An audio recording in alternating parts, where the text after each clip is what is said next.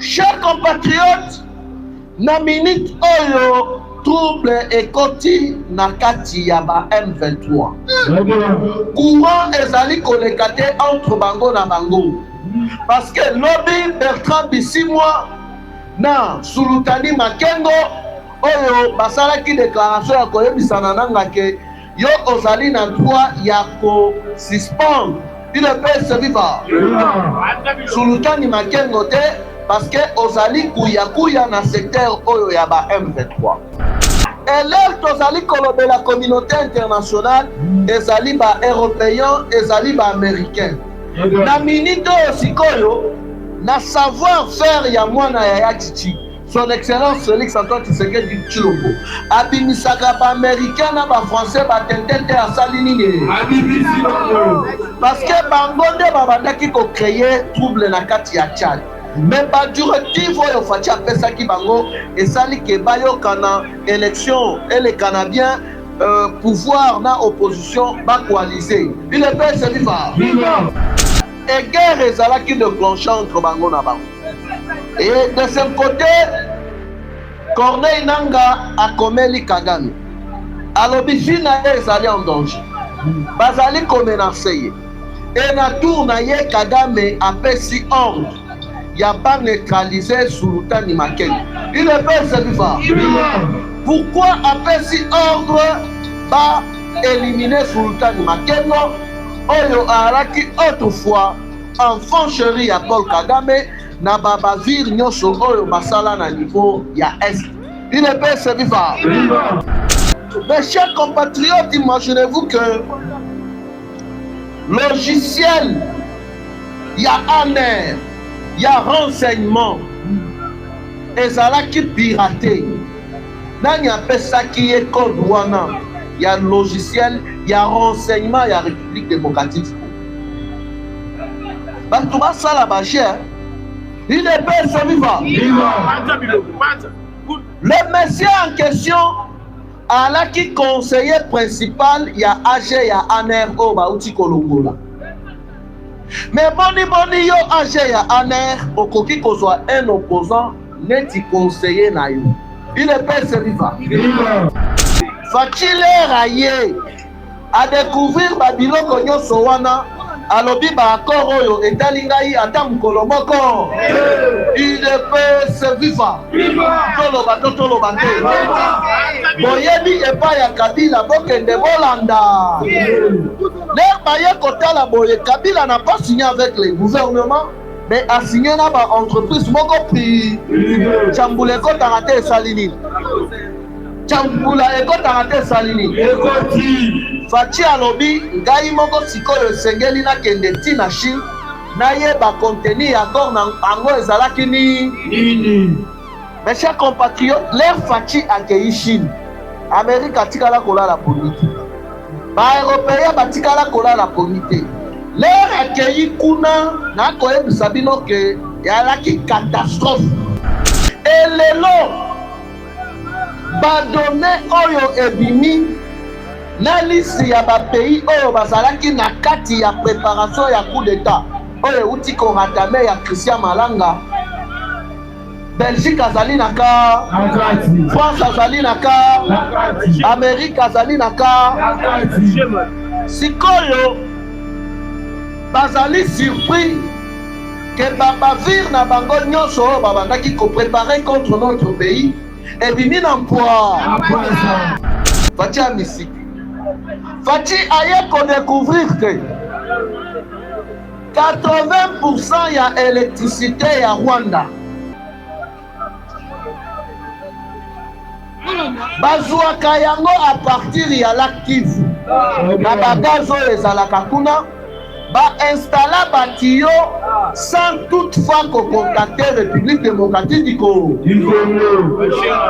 Rwanda pas seulement abandaki koyiba minéraux na biso mais Rwanda abandaki koyiba pe courant na biso. J'aime chez vous avec la société BDN Nettoyage.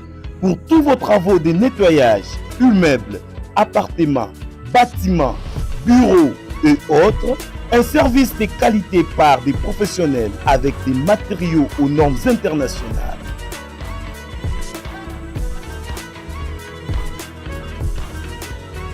La société BDN Nettoyage offre aussi un service des femmes de ménage expérimentées pour tous vos besoins.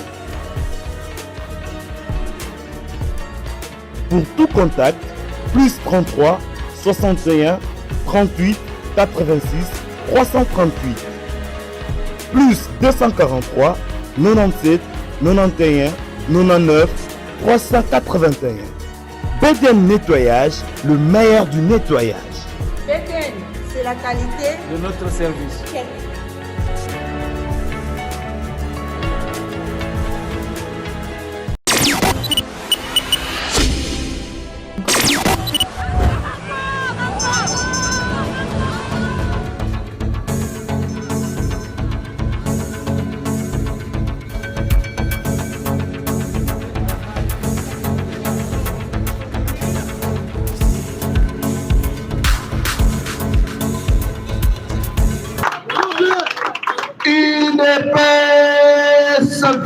Viva Matali Soussou.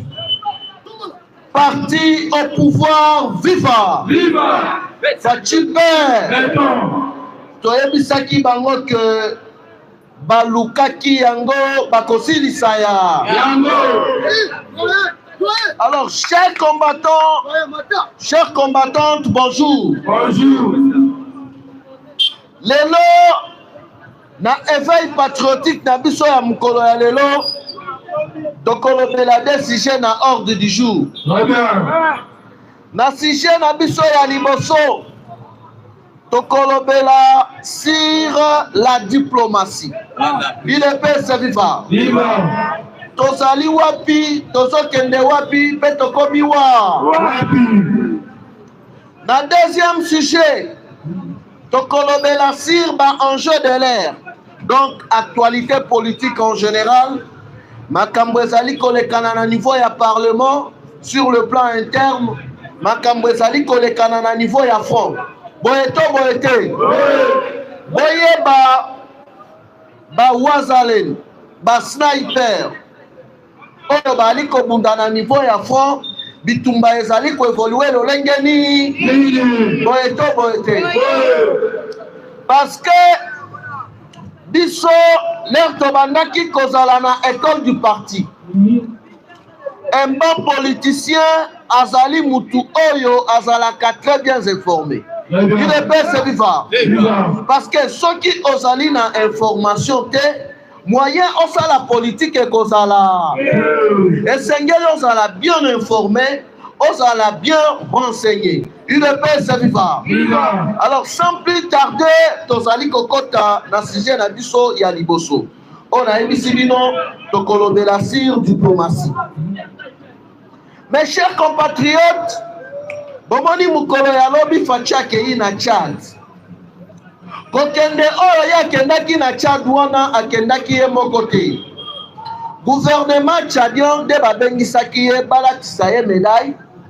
Bapesa ye na diplôme ya mérite par rapport ya médiation oyo ye ajouaki. Il est bien viva.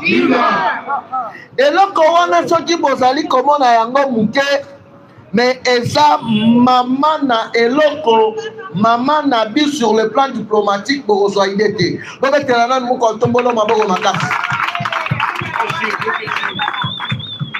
Tchad oyo autrefois ezalaki théâtre ya communauté internationale ti bobandaki komona o babomi Idriss Déby na nord kuna bitumba ezali na sud kuna bitumba ezali batu babandaki kocreye babiloko nyonso wana ezali communauté internationale. Il est pèse viva. Elève tozali kolobela communauté internationale ezali ba européen ezali ba américain. Na minito sikoyo na savoir faire ya mwana ya Tchichi son excellence Félix Antoine Tshisekedi Tshilombo abimisaka ba américain na ba français ba tentete asali nini parce que bango nde babandaki ko créer trouble na kati ya Tchad. Mais ba directive oyo fachi apesaki bango esali ke bayokana élection et les Canadiens pouvoir na opposition ba coaliser. Il est bien viva.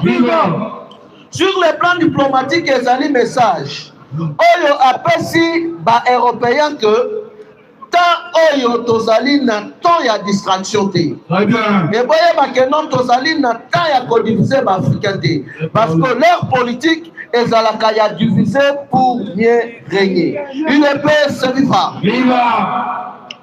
Chers compatriotes, na minute oyo trouble ekoti na kati ya ba M23. Courant ezali koleka te entre bango na bango. Parce que lobby Bertrand Bisimwa na Sultani Makengo oyo basalaki déclaration ya koyebisana nanga ke yo ozali na droit ya ko suspendre UDPS viva. Sultani Makengo te parce que ozali kuya na secteur oyo ya ba M23. Biso tobanda makambo oyo kala yo okouta te dans le néant po oya ko suspendre biso. UDPS viva. Et guerre ezalaki déclenchée entre bango na bango. Et de ce côté, Corneille Nanga akomeli Kagame. Alobi fina ezali en danger. Bazali ko menacer. Et na tour na ye Kagame apesi ordre ya ba neutraliser Sultani Makengo. UDPS viva. Pourquoi apesi ordre ba éliminer Sultani Makengo oyo alaki autrefois enfant chéri ya Paul Kagame na babavire nyonso oyo basala na niveau ya est. UDPS viva. Kagame ali kobanga que ba secret ekobima. Parce que mes chers compatriotes, ti bomonaka mokili mobimba bazali sima ya Rwanda pona ko soutenir Kagame babanda kopie minere ya République démocratique du Congo. Ba Belge de ba colonisa biso boyebi yango ou pas? Ba Belge moko wana nde ba colonisa pe Rwanda, na Burundi, je crois na Uganda. UDPS viva. Alors, minere nyonso ya République démocratique du Congo. Bisika oyo ezali et majorité na est na Katanga pe na Kasai, ba Belge bayebi ya yango. Et balobi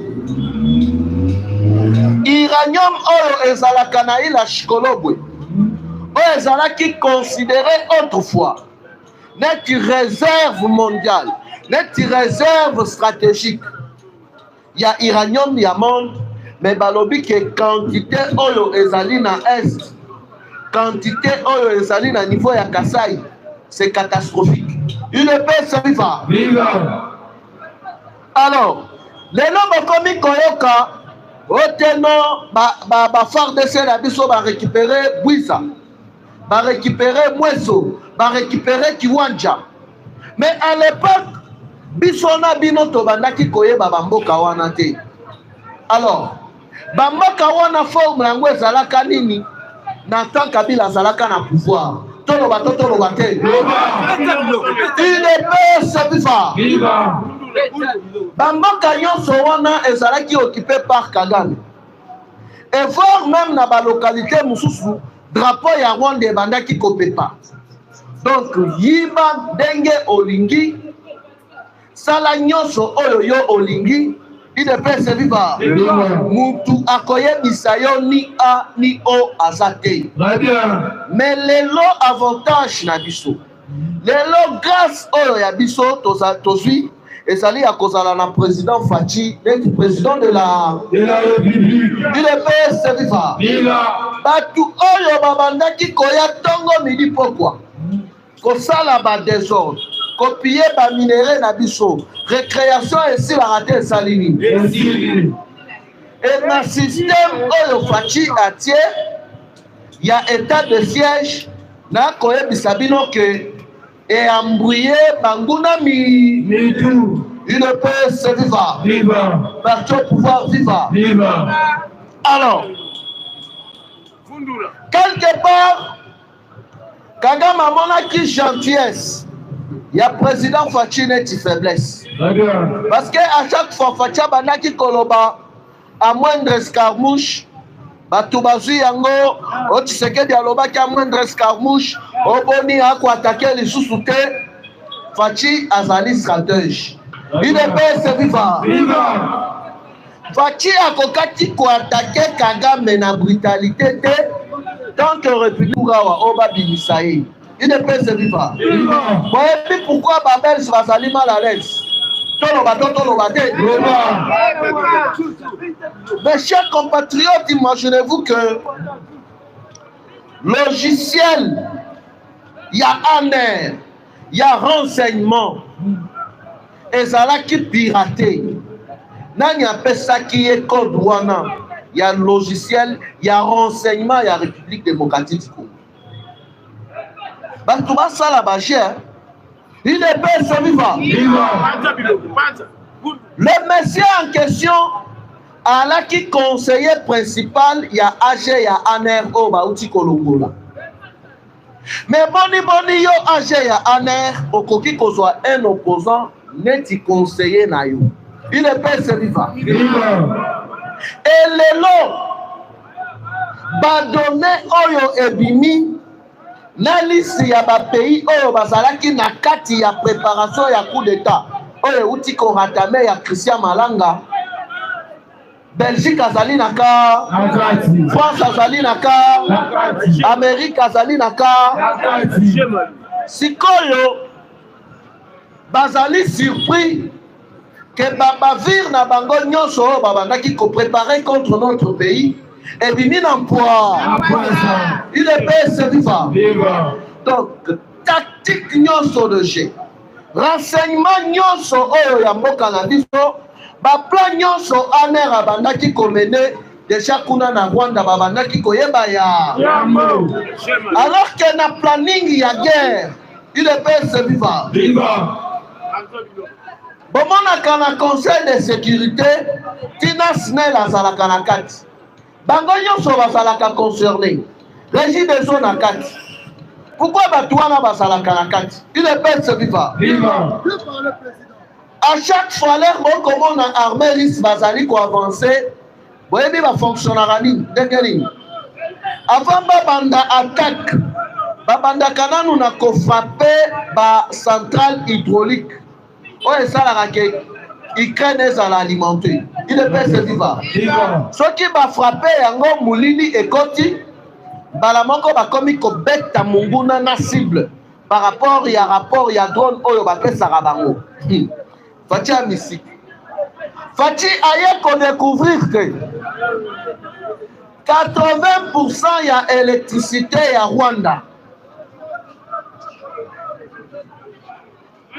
Bazouaka yango à partir ya l'actif na bagazo ezalaka kuna ba installa batiyo sans toutefois ko contacter République démocratique du Congo. Rwanda pas seulement bandaki koyiba minerai na biso mais Rwanda abandaki koyiba pe courant na biso. Il est PS vivant. Donc a koyiba minerai ayibi na courant même minerai wana alami yango mindele baye basombi. Facile ayaki apesaki mutu nyonso chance. Na place moko telaka na petite porte. Boya moko ta na grande porte.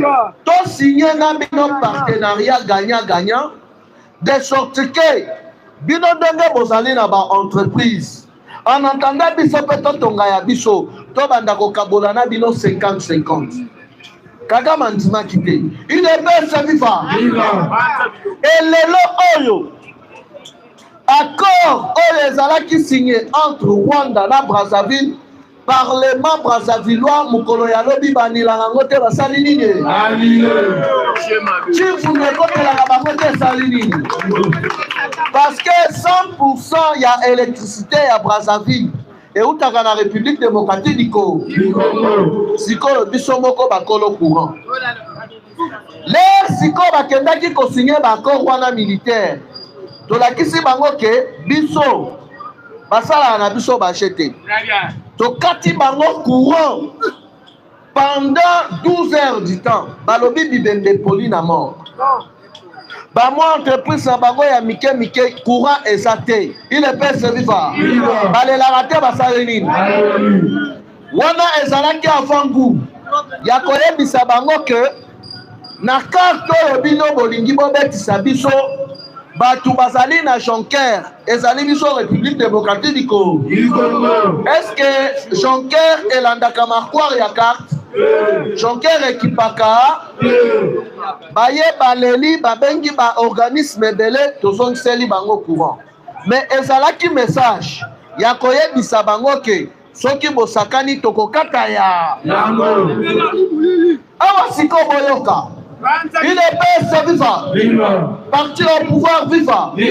Global Witness.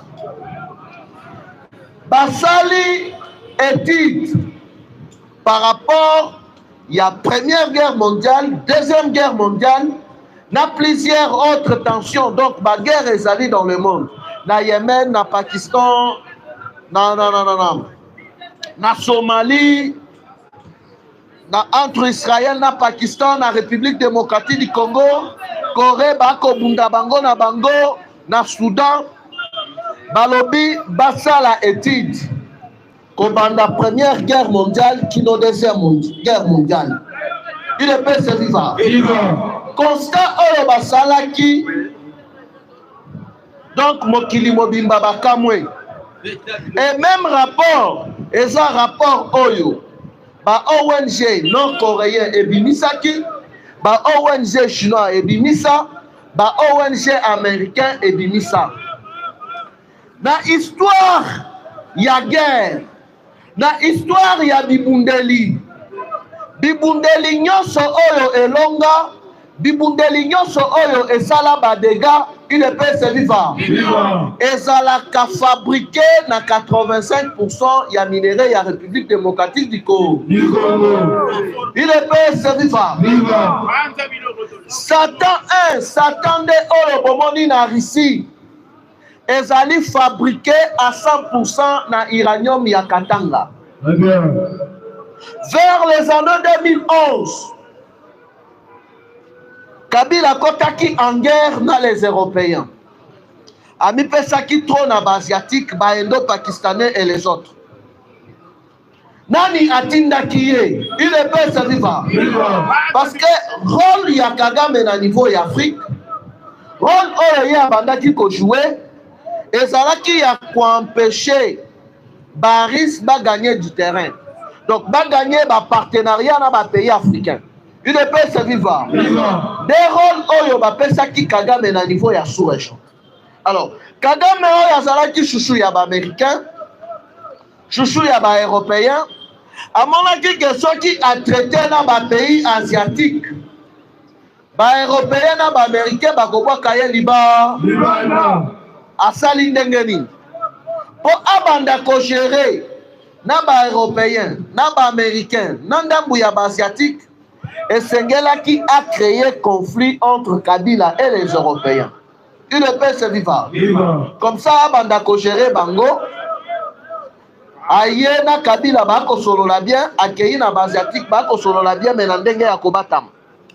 Et Zalaki Dil na Bango. Kagama Zalaki plus concentré na ba lithium, na ba coltan oyo Wangachicha Bandaki ko. Il est pas se vivant. Alors, Bakabolaki, Kabila a s'intéressé à la iranium. Alors que l'iranium est là qui bombe à retarder sans le savoir. Hier, Kabila appelle un tournailler, dengue déjà Bakotisaki, guerre entre les Européens, accueilli à mi-pessi mobimba na asiatique. Alors, erreur Kabila Banaki Kosala Yakinin. Na place, il y a consigné dans le gouvernement. Kabila Banaki a signé un accord moko personnel, donc les accords privés dans l'entreprise. Et l'entreprise où on a l'air de l'Iranium dans la République démocratique du Congo, na Kumoko Yase, Bakei Kuna Bateke Yango na prise élevée, Bakosala Baninduki, Corée, Russie, Iran, de plus en plus, Bakoma fort. Peut développer politique na bango nucléaire. Il est fait, c'est vivant.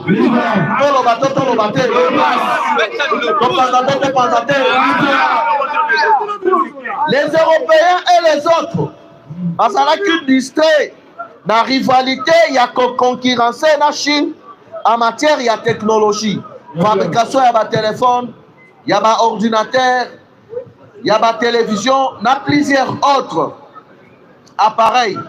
Mais entre-temps, Russie abandaki ko développer politique na ye nucléaire. Kabila kamati ili ya Chikolobwe atekeli yango ba chinois, ba russe na ba nord-coréen ba signa partenariat ya 14 milliards de dollars. Babanda kopesa yango chaque année pendant 30 ans. Babanda kopesa ndambu ndambu tie kosila. Bango be ba profiter ba to rater ba salini.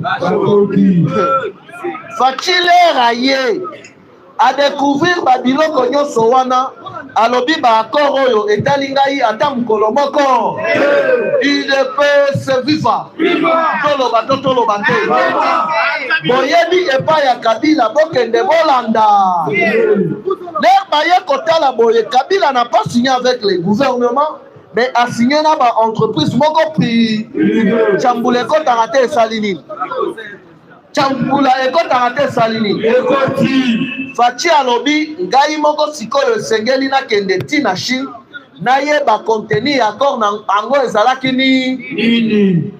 Mes chers compatriotes, l'air Fachi akei Chine, Amérique atikala kolala polite, ba européen batikala kolala polite.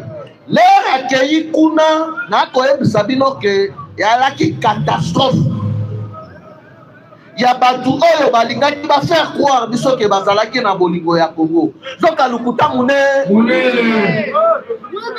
Alors, comment expliquer na forêt oyo ya biso batekeleki yango déjà mokili? Alors que forêt na biso ezali deuxième poumon mondial après Amazon. Il est pas se vivant. Fachi asalini. Esengeli sikoyo convaincre ba gouvernement wana, donc gouvernement russe, gouvernement nord-coréen, gouvernement chinois, ba convaincre ba entreprise na bango privé, ba kamata ba accord wana ba mema yango na l'état, et comme ça l'état congolais na ba différents gouvernements ba signer ba accord ya ganyaga. Il est pas celui là. Étape wana ele karaté salini. Yango bomona ki na temps ya campagne électorale. Toloba te. To panza te. Yango bomona ki na temps ya campagne électorale.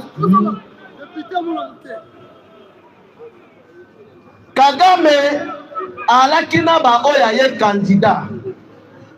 Et candidat ya Kagame ezalaki Moïse Katumbi.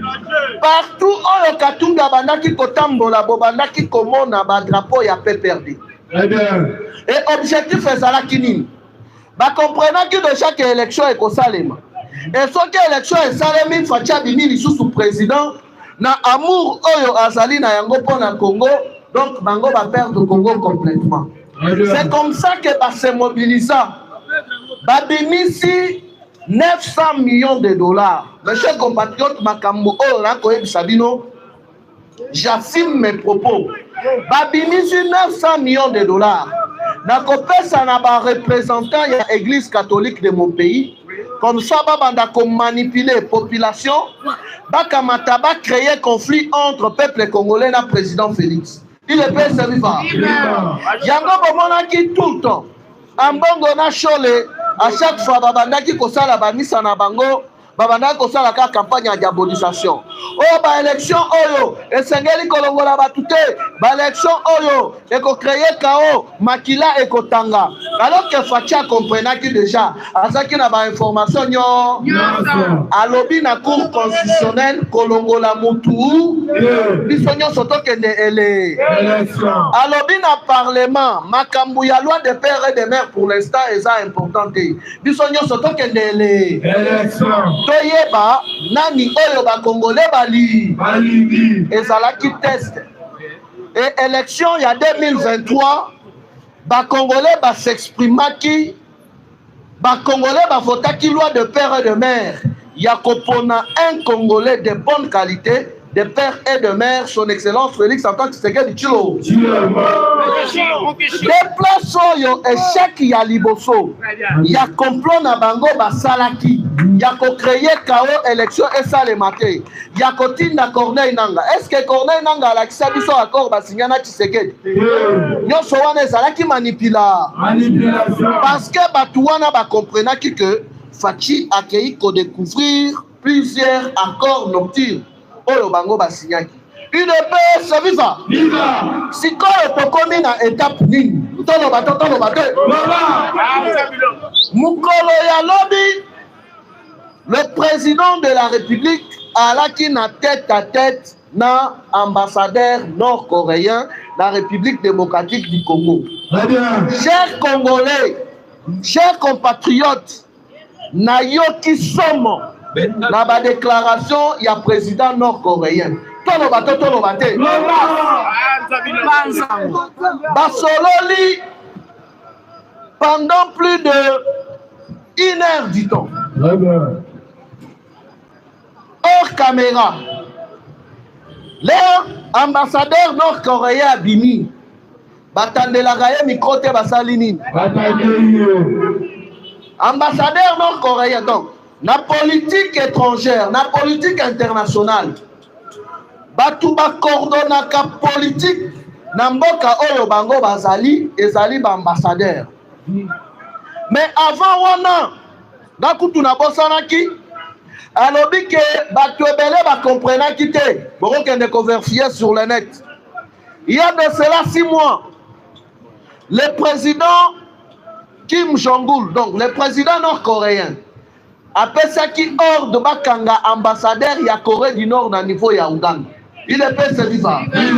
Parce que mission oyo batielaki yango kuna bazwaki yango déjà. Batuni balobi oye kosala nini? Position na bino Corée ezali nini? Il est peut se vivre. Fokola matoyi oyo. Alobi boye. Biso Corée du Nord. Tozali prêt. Petoko assumer conséquences nyonso. Makambu nyonso oyo mokili ekoloba tokozala prêt ya kolivrer ba arme chimique na République démocratique du Congo. Il ne peut se vivre. Topanza te. Toloba te. Balobi bakondi ma conséquence. Bako accepter nyonso oyo mokili ekoloba bakozala prêt ya kolivrer République démocratique du Congo ba armes chimiques. Alors que ba armes chimiques wana plusieurs ONG ya droit de l'homme bapekisa utilisation na ya il est pas servifa balobi uranium oyo basalelaka armes chimiques na monde ezate eza kaka na République démocratique du Congo. Mes chers compatriotes, ti bomoni mindele bakamati ba unité spéciale pour ba sécuriser Félix bitumba eba toloba te topanza balukaki yango bakosilisa ya kongola loboko kanga ba Fachi libanda kati pe il ne peut se vivre tombola loboko kanga ba tomonaki babandi nanu na korasire sécurité ya Tshilombo ya ba blague te eza message oyo batindelaki badongolo misu ya koloba ke na nyonso oyo bokosala boyeba ke tozali mpe mpona koprotege ye ande mokolo ya lobi na aner azalaki surpris Fachi a voyagé na Tchad aller-retour mais jet na ye ezalaki kaka na aéroport. Il est pas se vivre. Sikoyo a voyagé ki na avion ni il est pas se vivre. Politique et bandarate salini. Alors, l'air une nation de Corée du Nord oyo ba pekisa ba utilisation ya ba armes chimiques mais elobi ke bakozwa ba risque bakosanfute na bango bakozala prêt ya kopesa RDC ba arme chimique. Ça veut dire bazali prêt dans n'importe quelle guerre, dans n'importe quel mutu nyonso oyo akoya kosimba République démocratique du Congo. Sans oublier que plusieurs analystes politiques bali koloba ke RDC soki bokebi te d'ici 22e siècle et qu'on déclenchait 3e guerre mondiale. Alors que les Américains comprennent qui, les Européens comprennent qui, que na plusieurs na territoire ya Rutshuru na Masisi, uranium oyo esalaka ba arme chimique, uranium wana ezali ku. Alors, leur bako sala retraçage Afrique. Selon bango balobaki bakoti ka les grands Kivu et faire partir la République démocratique du Congo. Sinon, RDC comme ma grande puissance. Et moyen babanda ko contrôler et kozalate. Il est bien serviva.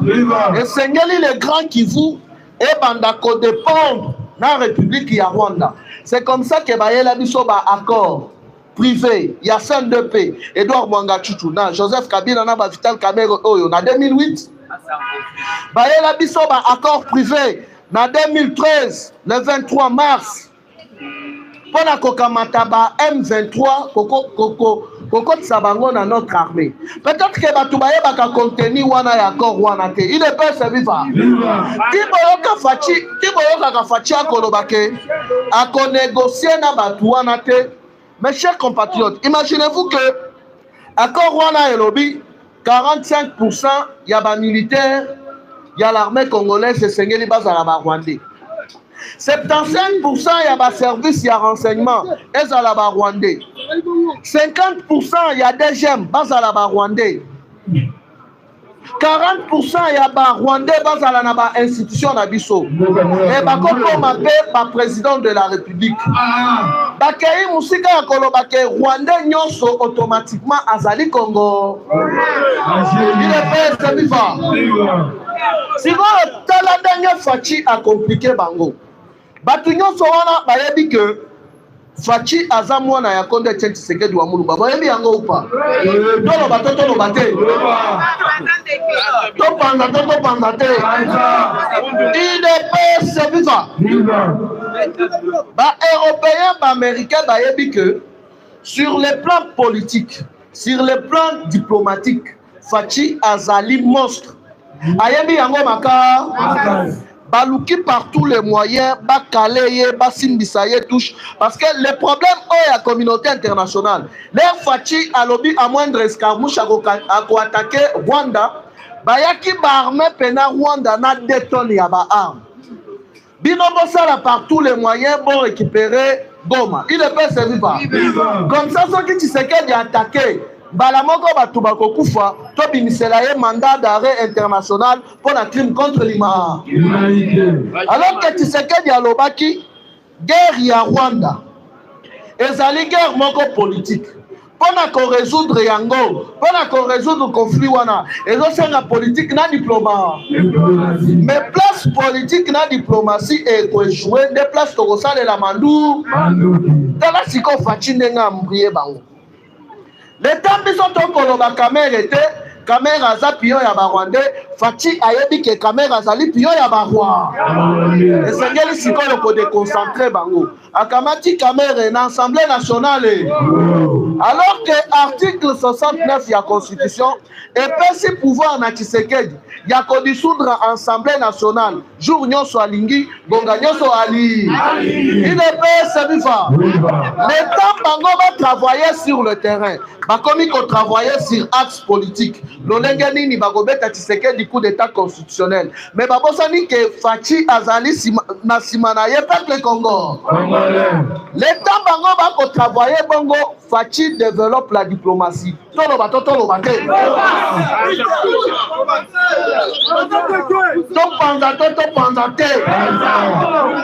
Il ne peut se vivre. Parti au pouvoir, vivant. Bref, officiellement, le président de la République a signé partenariat stratégique na Corée du Nord, na Russie, na Chine. C'est pour la toute première fois dans le monde. Très bien. Un président a sangisa ba force nyonso diplomatique, politique, nangambuna. Et comme ici, ko bangisa ba américain. Lobby Tshisekedi a lobby boy.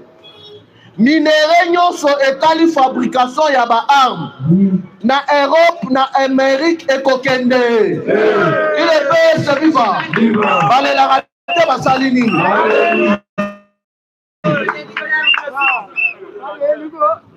Mukolo ya lobby. Côté ba mercenaires wana babimeli ba yebite. Mais plusieurs mercenaires baza na ligne ya front. Alors que ba M23 mususu bakomi kokanga bango na maboko. Israël oyo ba américain batindaki banda ko sécuriser ba service ya renseignement ya Rwanda. Bakamati sikoyo ba service ya Rwanda wana ba pirater yango na ba coréen na ba russe. Donc ma solo carte nyonso ya Rwanda fachi ayeba yango te asalini.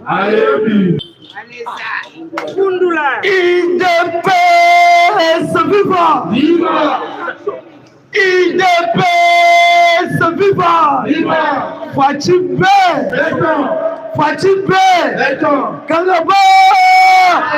IDPS viva! Bonjour, bonjour. Bonjour. Chers combattants, lelo tokobeta masolo ya mboka. Boyeba tokomi wapi? Tozokende wapi?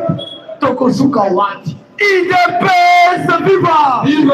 Lelo point liboso à 7 km na Rubaya FARDC asali musala na loba na beta na bina fatipe ao mokoyo kombata ao. Deuxième point lelo lobi mokoyo zamboke niveau ya Tchad asali aretu fati ni kuna na Tchad tokobeta IDPS viva! Awa ya politique komi ele ya Congo ao. Voyez pas nini fati azo préparer ao entre Rwanda na RDC.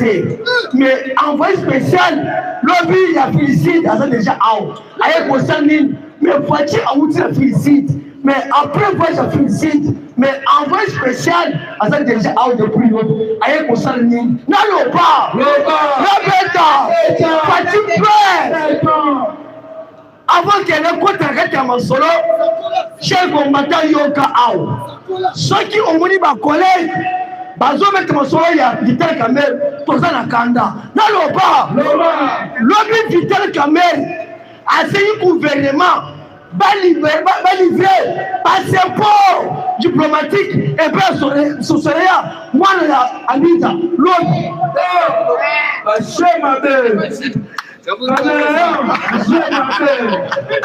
IDPS viva! Biso awa na mwana koni to souffrir na Congo awa soleya avant de pêcher biso na Congo awa to sali ba marche pour la RDC mais le lot Vital Kamerhe azo senga passeport diplomatique et pas soleya aza nani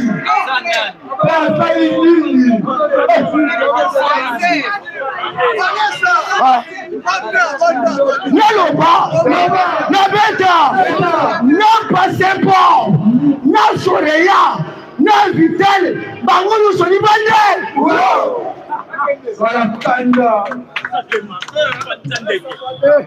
Est-ce que biso combattant, chers combattants, ceux qui papa Etienne Tshisekedi wa Mulumba, aza président na mboko, tuntuno bakamere. Ceux qui papa Etienne le président, est-ce que Kamerhe à cause de la président de l'Assemblée nationale?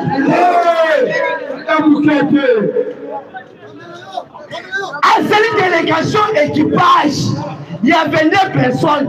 Dans quel équipage? Naba Soreya, Naba Koye Kanaye, oh ma petite bango Moloko, il y a 100 jours, Naba Masaro, va voyager vers le Canada, na 10 jours, 1 million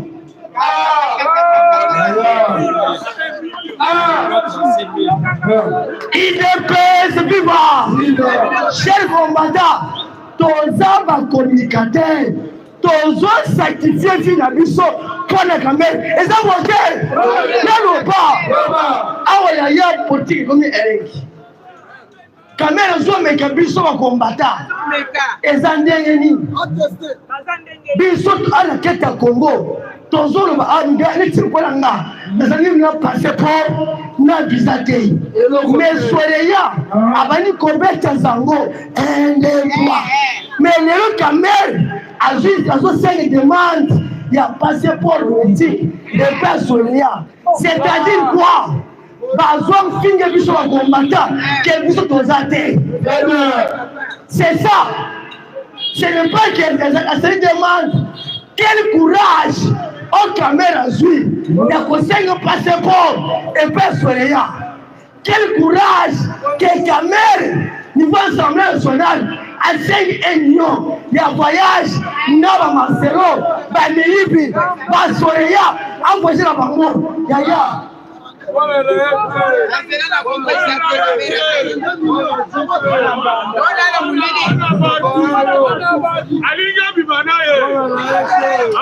IDPS viva!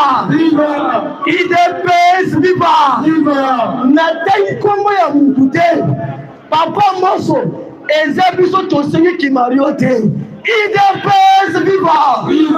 Nazo répéter Papa Mosso eza biso tosengi kimariote soki yo ezala kimario na yo etalika yo moko etali biso ta mokolo moko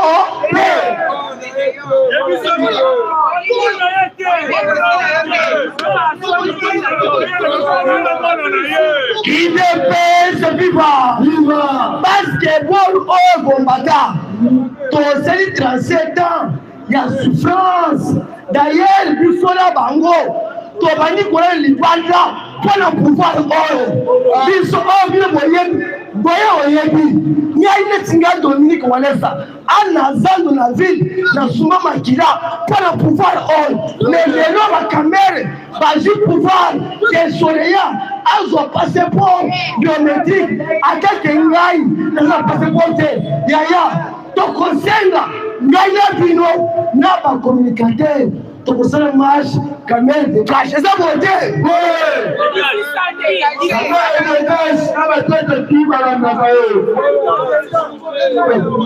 IDPS viva mais lelo caméra zobosana dossier sanju yaya bakei na Kenya Tshisekedi Vital Kamerhe basali accord elobini Tshisekedi a comme président avec une majorité.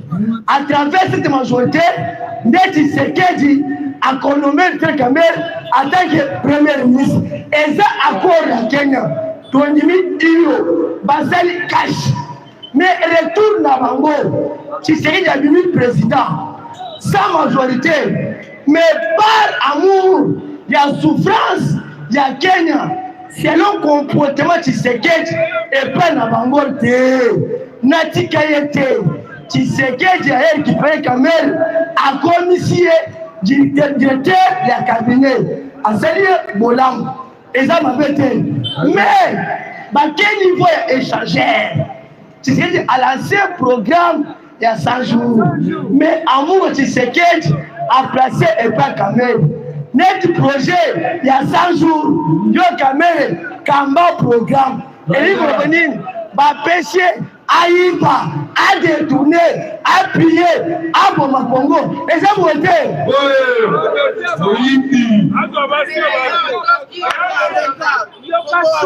Mais awa, Kabiso peuple congolais, Tobani pour réclamer programme un saut mouton. Jusqu'aujourd'hui, embouteillage na chang, saut mouton sur le quartier. Qu'est-ce qui se passe? Tumina balabala. Biso mwana koli ba Moïse maoke koso biso communicateur to bandi ko visiter to yemba nisela ya sotu muto pourquoi société to découvrir ça sotu muto kalukuta si lukuta nde to leki na ba émission to le chef de l'État trop c'est trop procès et banda ngana bino to bani ko le procès 100 jours sur RTC neti kamere azo wangana moyibi international moyibi intellectuel azo wangana bakor na basenti azo wangana suka akoti na kati ya makali mais juge ya problème yani il y a 100 jours akufaki pour la chapelet na loba na benda batipe après kamera keli tuzo makali na ba Jamal batuni Jamal yo Jamal est-ce que oyebi vidéo caméra moi non moi problème te na yebite mais mon abilisi vérité c'est Bitakwira batuni question Bitakwira est-ce que oyebi Jamal oui na yebi Jamal na keta cabinet ya Vitalik mais lelo kamera ke makali abimi na biso makali kota ya INC olie ke acha bantu mususu ye moko abimi ba nommé ministre de l'économie ndebo monaki ba membre ya INC ba démissionner ba lobini una eloko zate tozo travailler mais soki kota eye eza kota ya vital na bana na ye na mwasile mais d'ailleurs basoreya baza bana na ye te na loba nde bomonaki bamembre ya INC badémissionner mais lelo akomi président ya assemblée nationale topesi ye bonne chance mais Vital qu'est-ce qui se passe nazoloba awa programme na calcul ya Vital Kamerhe naloba Vital Kamerhe a calculé Fachi mandat ya Fachi eza 2 ans et conseil en 2028 mais Kamerhe awa azo préparé impérium ya 2028 akobeta 2 ans na assemblée nationale après 2 ans akokoma opposé Tshisekedi pour que 2028 va nommer Abima Dauphin Tshisekedi nde awa kanki ya Vital Kamerhe yango IDPS viva Yaya a préparé te mais biso awa 2028 2030 2035 il n'y a que Fachi IDPS viva nazo kweta mbala moko na actualité parce que namoni ke mwana koli asali manikolo beni voyage voyage alibike te walesa flasher muke nazana machere mele oui mais avant qu'il ait parole nazo bete bon muke pour qu'il ait presse parole les hommes moté affrontement entre FARDC na ba troupe armée rwandais ba M23 lobi Tshisekedi niveau Tchad pourquoi à quel Tchad parce que pour le Tchad c'est un conflit entre deux partis ba opposant na majorité parce que nde Union africaine ba pour Tshisekedi a comme médiateur ya dialogue niveau Tchad mais moi na ya bantu attaque très intelligent à quel Tchad pour le Tchad azangisi bango nyonso a convoqué bango nyonso baseli dialogue à travers dialogue na bango cher combattant dialogue mayokani baketina élection après élection président abimi oyo kamba Tchad à travers cette président na dialogue nde bapesi invitation lobi Tshisekedi niveau ya Tchad ba honorer ye ba pesi titre mais après pour honorer ye ba lobini ozo mérité au diriger Afrique pendant 10 ans ozo mérité au diriger à Europe pendant 10 ans parce que vous êtes très intelligent il dépêche viva nde lobi message ya affrontement entre M23 na FARDC mais yaya bibundeli ba hélicoptère ba drone et outil niveau Félicite. Après Russie, Turquie Afrique du Sud, Ndé Ekoni Amatouza. Lobby FARDC à travers commandant d'opération, mais ce Somo va frapper la troupe armée rwandais, M23, tant aux autres à 7 km que FARDC a récupéré Rubaya. Il dépêche vivant. Pas chez eux, ici que Français, Européens, Américains, espoir pour la minerai. Mais en moi, si tout va bien, dans quelques heures, nos FARDC vont récupérer Roubaix Mobimba. Non, pas. Nabeda, Pachipé, Nabina, Nabeda, Gelebilo. Il y a beaucoup de zombies bêtes de ça, c'est dans autres. Parce que ceux qui ne l'ont pas congolais a déclaré que Congolais vont compter la carte à Rwanda. Il ne fait suivre. Encore, et là, comment on a séparé Poutine? Poutine a lobby. Mindu Kinyon surtout. Oh, les gens n'ont maboko ya FARDC. Ils ont récupéré un moignon surtout, va passer la police. Ils ont Mindu qui a signé, va passer. Ah!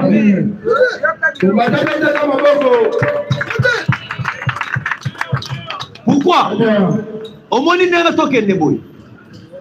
Il y a déjà que Poutine a s'imposé dans 4 bases militaires, 14 bases militaires.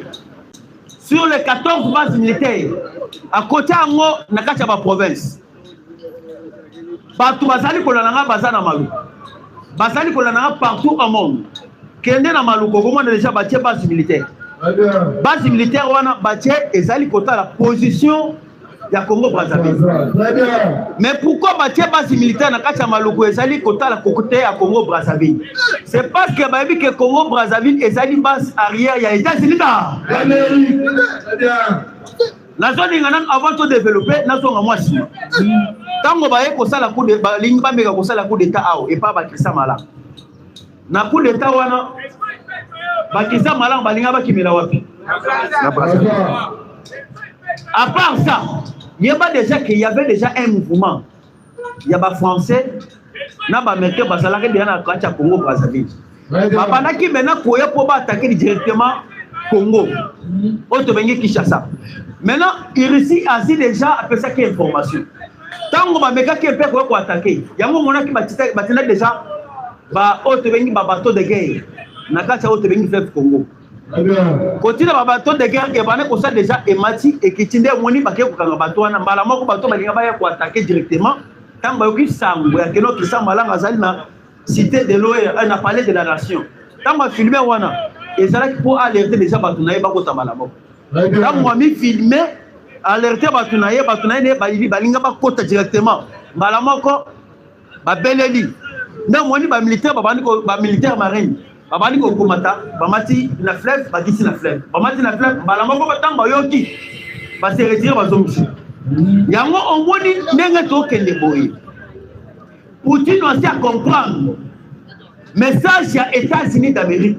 États-Unis atali côté à nord Kivu sud Kivu na Kinshasa ezali distance ya mulayi pour ceux qui balingi babeta makolo bakoma awo batake auto bengi Congo bakosala plus ou moins 3 ans 4 ans quitter nord Kivu le sud Kivu na makolo.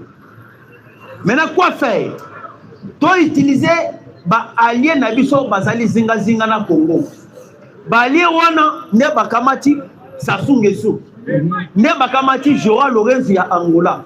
Pourvu que comme bazali ba pays frontalier na Congo to utiliser bango malamoko to attaquer auto bengi République démocratique du Congo. Yango moni Poutine alobi Tshisekedi ya kotika la ye moko te. Tshisekedi ya kozala na même sécurité oyo Poutine azali na ya Tshisekedi ya kobana kosala na oyo etali diplomate satellitaire oyo même Poutine azali ko utiliser. Omoni rayon oyo Fachi azali na yango soki Fachi atelemi awa ata okomi message et okende te ata obengi mutu et koleka te parce que tout ezali répertorié et pas ya ba Poutine. Il s'appelle suivant. On va dire na mapata oya likolo ya Congo. Espace mobimba ya otobeni Afrique centrale. Et comme contrôlé par ya Poutine. Ceux qui avaient mata likolo ata ba ki bombe pas américain et au commenter. Pourquoi? Parce que Poutine assis a gardé les espaces réels. Il y a un moment qui Poutine a lobby, j'ai mes compatriotes au lobby, Nazali n'a pas partenaire dans le Congo. Précisément dans l'Afrique centrale. Afrique centrale, on est allé. Dans l'Afrique centrale, bon, on est à Mouné. Bon, on est à minerai. Les Chinois, non. Biso dans le procès qui tourne ça dans un partenariat gagnant-gagnant. Biso, les lots, vous allez reconnaître ça pour le Congo. Le lot, Chine et s'est développé pour le Congo. Biso, na Fachi, vous allez pour ça, 2%, il n'y a pas mal. Donc, on a 2%, mais à condition que le Congo est à la développer. Dis-toi, c'est bien. La vie que vous avez fait dans mon pays. Est-ce que vous avez fait ça dans modèle? Il faut vous manifester dessus. Tu es président David, tu es télé ma beaucoup ma race combattant.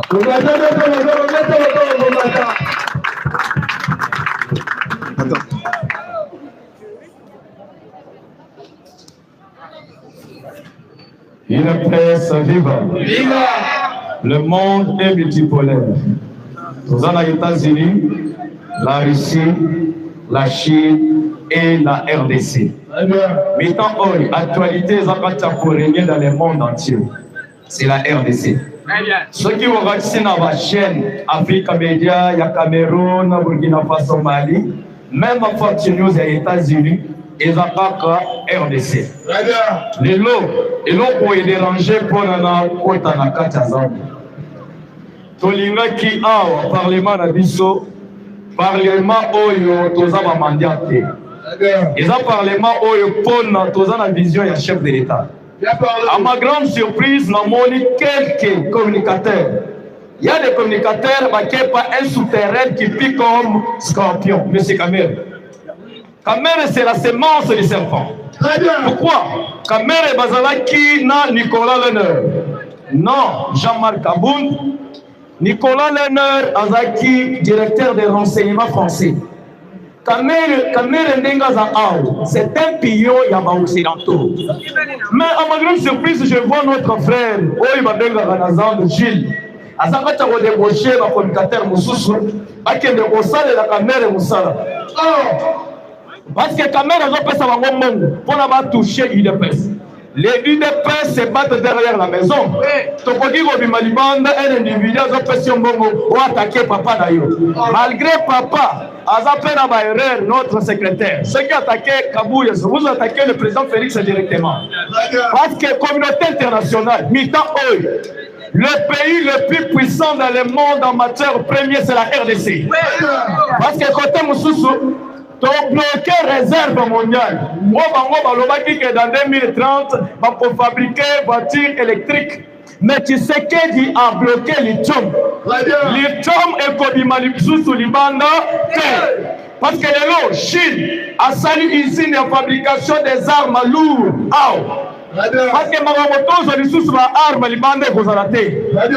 c'est pourquoi mon monarchie, avant que le président Félix soit d'Afrique du Sud, Joseph Borrell, a envoyé l'Union européenne à Yatiao. Pour empêcher le président à l'Afrique du Sud.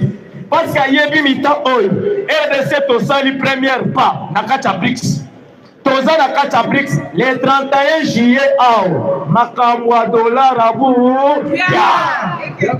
parce que mama Kabedi oya banga lobi tokobanda kofuta na franc congolais oko récupérer mbongo na yo na banga na franc congolais comment yo congolais oye ke honorer mbongo na yo monnaie na yo ozokende na boîte de nuit ozo dépenser 500 000 aussi $10 au na porte-monnaie. Vous avez respecté le dollar.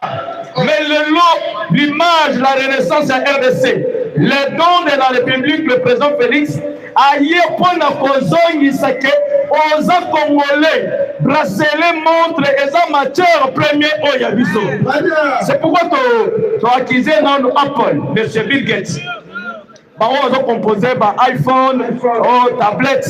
Donc, comment matière première hier pour fabriquer un iPhone et autres à RDC. C'est pourquoi mi-temps na manda oyo bracelet montre téléphone l'oyo se pose à la main de une Congo. C'est ça l'île de communauté internationale balingi présence à président Félix Ade.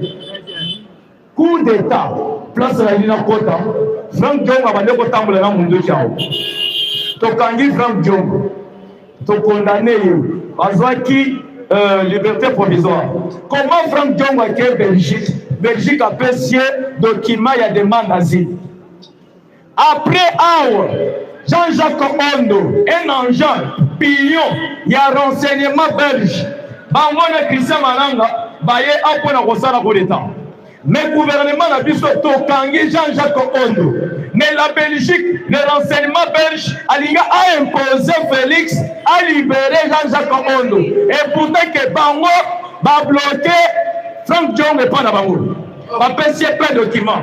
Le président, parce que nous avons conseillé à président Félix en matière à gagner. Le président, il fallait ceux qui n'ont pas dit, moi, bouteille à gagner à 500, il y a ma casse.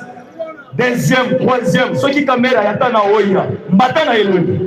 Il va diriger maintenant la dictature démocratique. Maintenant, au président a MC Bango. Pas question. Jean-Jacques Ondo sera jugé ici, condamné pas question que tu peux libérer Jean-Jacques Ondo. Vous voyez que Belgique a tindaki André Flao. Batindaki est ancien ministre de la Défense. Batindi pour nous libérer Jean-Jacques Ondo. Et pourtant que Belgique a na complot il y a coup d'état. Bazwaki avion S400 batika vyango na Congo Brazza. Après baye abakanisa que coup d'état na bango ko la réussite. Et pourtant que Félix to signé qui déjà na Russie le paramilitaire Wagner. Avant babanda ko bomba na ba casque mais lelo monde entier bazo mon mi-temps la sécurité de Félix on komeka ba mindele. Paris le Wagner, une paix viva. Le lot de Wagner. De Wagner on bazo sécuriser mboka na biso. Papa bima na ba futilité les bandes. Au coup d'état attention Félix non parce que une paix to sala alliance na communisme. Parce que le communisme ANC Afrique du Sud, Venezuela, Serbie, to sala qui alliance. Biso nyonso to komi un. Maintenant le parti communisme ya JTP bazo sécuriser la RDC. Chine a sa superpuissance. Parce que tu as dit que les États-Unis sont première grande puissance. Deuxième Russie, troisième Chine, quatrième Inde. Mais tous les trois grandes puissances vassali bloc. Est-ce que les États-Unis ont la force pour les stabiliser? Jamais. États-Unis, technologie, il y a Kosabi Sokala. Oshik Norris a Zoboma, à terre, Mokia Zoboma, Koufarate. Mais le lot est changé. Les commandos ont commis déjà armes. Des commandos Félix Assal, la renaissance, il y a des forces congolaises. Le lettre communal armé le plus puissant, nous avons affronté, nous avons la capacité de confronter même Pentagone et les États-Unis. Pourquoi? Tous les mercenaires au Bango dans l'Est, la RDC a bloqué, a bloqué Bango. Nous avons autant la Est de la République. Nous avons même en Somalie, nous en Afrique de l'Est. RDC Félix a contacté pour aider les opérateurs économiques. Mais Bango va profiter pour nous aider au Congo. Ils sont tous retirés dans l'EAC. Donc, tous se retirer. Les Américains qui ont fait des routes de loin dans Nairobi. Maman Denise Antaliga, président Félix. Mais là, nous avons trois cas. Tomeli le président la guerre à Makasi. Ils ont bougé peu banner. Mais tant que le président c'est la ressource. Avant, on a eu l'esprit à Philadelphie. Mais tant qu'on est Philadelphie, économie catholique, Michoni, n'a pas encore. Pourquoi? Mississa n'a été élevé. Aujourd'hui, comme notre pays, la Renaissance, les étrangers éveillés. Kabila, vous voyez que Kabila est en Namibie, à Kimipe Namibie, à Keken. Le document au M23 Misaki, président Félix Atini, mercenaire John Chibang. Pour Akende, pour déstabiliser Joseph Kabila, Akende pour déstabiliser Kenya, à déstabiliser Paul Kagame. Bon, John Chibang. Parce que mi-temps, ceux qui ont vu dans le journal, on met à ma solaire RDC. Tant qu'ils ont besoin de la distraction. Et nous, ils ont ça pas dans ces années. des chroniqueurs, Jacques Ndala, au moni par les foot, les lots, dans la distraction. Et pourtant que politique, Félix a tambolé déjà le colo, a déstabilisé la communauté internationale. Place Bango Baloba dit que Néerlande du Nord, il faut Assala Bilanga, RDC Tossala Bilanga. Mais le lot Félix a s'opposé à l'Obibiso, Tossala Bilanga, pas Nabiso en flatte. Pour déstabiliser encore na Bango. Parce que Bango Balinga Bango Nabiso, Bana Nike, Fatitwa.